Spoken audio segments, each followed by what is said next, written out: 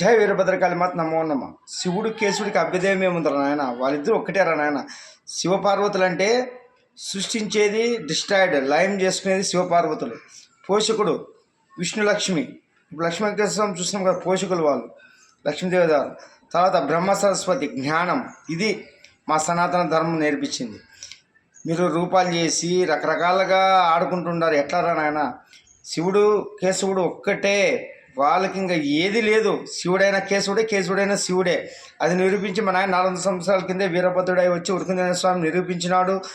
అన్నీ చెప్పిపోతే మళ్ళీ ఇప్పుడు కలియుగ ప్రభావం వల్ల, కలి పురుషుని ప్రభావం వల్ల మళ్ళీ ఇప్పుడు మన చిన్నజీఆర్ స్వామి గారు ఇట్లా మాట్లాడడం తప్పునన్నా. మీరు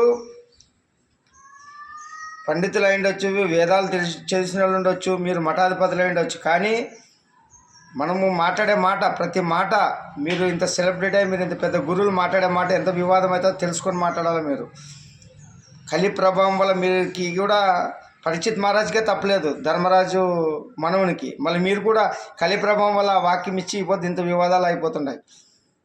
అసలుకి హిందువులు ఇప్పటికే కులాల వారిగా, మతాల వారిగా అంతా విడిపోయి సనాతన ధర్మాన్ని నాశనం చేస్తుంటే మళ్ళీ మీరు శివుడు, శైవులు, వైష్ణవులు, ఇది మళ్ళీ ఇవన్నీ ఎక్కడ పోతున్నాయో తెలుసా? మనిషిలాగా బతకాల. భగవంతుడు సృష్టించింది మనిషిని, ఒక స్త్రీ పురుషుడు, లింగభేదం తప్పితే ఇంకేముండదు. ఈ కులాల మతాలు మీరే సృష్టించుకొని మీరే ఆట ఆడుకుంటున్నారు.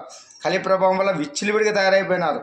అందుకే మా నాయన వీరభద్ర ఉరుకుంజన స్వామి వచ్చే దిశానిర్దేశంతో మళ్ళీ మానవ జాతిని వెలిగిస్తూ, ఉమ్మడి కుటుంబాల గౌరవాలు కాపాడుతూ, స్త్రీ పురుషులు వాళ్ళకి జ్ఞానోదయం చేస్తూ, యువకుల్ని వెలిగిస్తూ భారతదేశాన్ని విశ్వగురువు చేయడానికి విశ్వగురు వీరభద్రుడి వసంతరావు వచ్చే టైం ఆసనమైంది. మీకు ముందుకు అర్థమవుతుంది, ఆ వీరభద్రుడే స్వయంగా వస్తున్నాను. గతంలో ఆదిశంకరాచార్యుడే వచ్చి ఎన్ని మతాలని అంతా ఇది చేసినాడు. ఇప్పుడు స్వయంగా దుష్ట శిష్య రక్షణ చేయడానికి వస్తున్నాడు. ఎందుకంటే మనిషి రూపంలో రాక్షసులు ఉన్నారు. ఇప్పుడు రాక్షసులకి అప్పుడు మాటలతో సమాధానం చెప్పినాడు ఆదిశంకరాచార్యులు. ఇప్పుడు త్రిశూలధారే వస్తున్నాడు వీరభద్రుడు. ఇది ముందుకు అర్థమవుతుంది మీకు.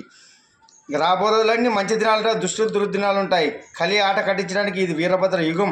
వీరభద్ర యుగంలో కలిపూసిన ఆటలు సాగు. కలికి మీరు దగ్గర అవుతున్నారు కొంతమంది. ఫస్ట్ కలి ప్రభావం పడకుండా చూసుకోండి. కలి ఏమిట్లా పట్టుకుంటాడు, ఆయన ఏమిటి నుంచి అయితే దూరం అయిపోతాడు అనేది కూడా తెలుసుకోండి. జై వీరభద్రకాళి మాత నమో నమః.